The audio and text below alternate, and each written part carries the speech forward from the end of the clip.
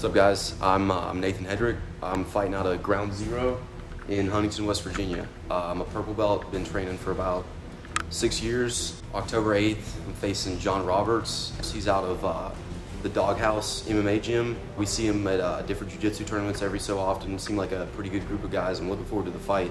You know, I think about it, I've only really got like one idea in my mind, and it's actually more like a message, which is don't hit me in my face. Like, I'm gonna have my eyes open for the whole fight, and I'm gonna know, like, you hit me with the left arm or you hit me with the right arm.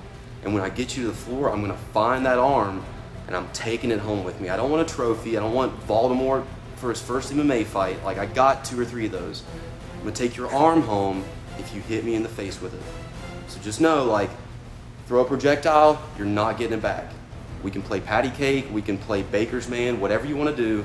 Don't hit me in my face. You can come try to hit me, but as far as the competition goes, I think everybody's doing some good stuff, but I think a few different guys in the weight class are a different level than everybody else. So we'll just see how that plays out over the next couple years. You know, I respect all the guys that are coming out to fight. It's like it's a huge, like a rite of passage as a man to come in there and like to face that, to be willing to crawl into the cage with another guy who's been training for weeks to fight you. But what a lot of people don't realize is I've been training for every one of my fights for years. You know what I mean? Right now, I'm in fight camp for a world championship. That's it. If you're one of the levels until I get there, that's cool. But I'm trying to go the distance. So, like, when I think about the other 185ers, like, I respect what they're doing. I'm sure we got a lot of good strikers out there. But as far as jiu-jitsu goes, which jiu-jitsu is going to trump whatever else you got, you know, my goal is to take this as far as I can. You know, right now we've got promotions like Bellator and UFC. I don't plan on going pro for a couple years, at least until I get my black belt. Well, I'll have to see what's going on, you know, because the UFC's trading hands, Bellator's doing different things.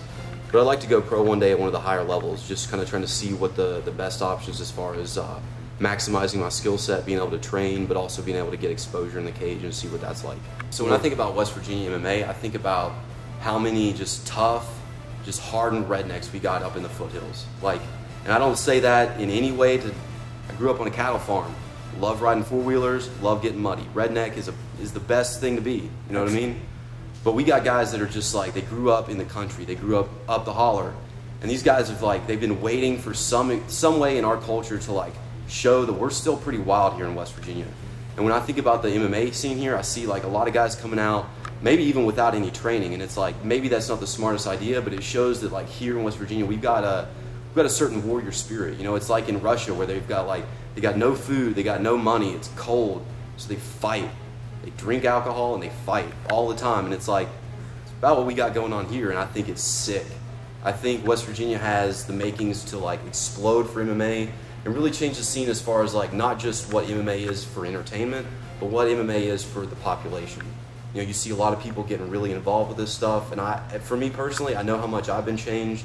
And I can see it in other people just from, you know, a couple months, from this fight to that fight. I can see how being in this environment, how testing yourself this way changes the way that we're you know, interacting with other people, with our environments, how we're trying to shape our states, shape our communities.